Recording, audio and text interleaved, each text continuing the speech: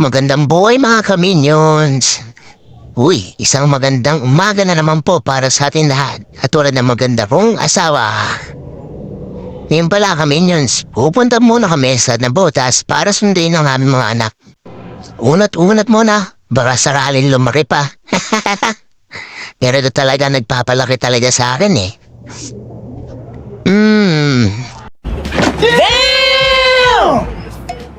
Pero bago lahat, check muna natin ang alaga nating Sising at Kong. Diba? At dito, paglabas ko, nakita ko ang isa sa pinaka-mabagsig at chick boy ng Barangay 12. Ang aking pare ko eh. Uy, shoutout sa'yo pare ko, uy! Hehe. Ito naman mga ka-minions, kung saan ako laging naglalaro. Kung gusto mo mapalaban, makahanap ng malalasang kalaban, dayo lang po kayo dito sa amin. Tara mga ka-minions, biyahe na tayo pa ng botas. Let's go!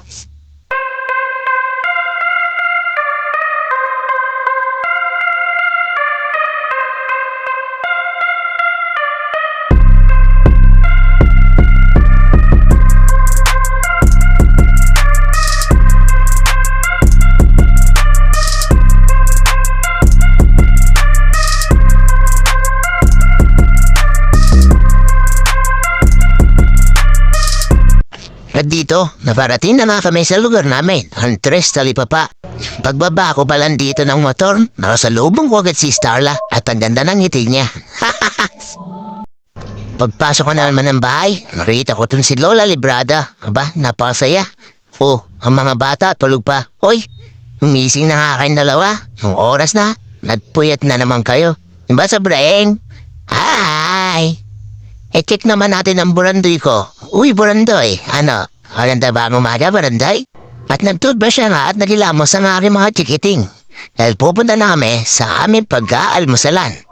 Dito sa Tres Talipapa. Tara, samahan niyo ako mag-almusal mga ka-minions. At dumating na nga kami dito sa Nils Lugawan. Uy, ulat ate ah. Uy ah. Oh, peace kuya. Ngiti naman kuya, ngiti naman. Uy, si Ate Maris to ah. Oh, ganda naman. At ayun na nga, tara mga ka-minions, almusal tayo.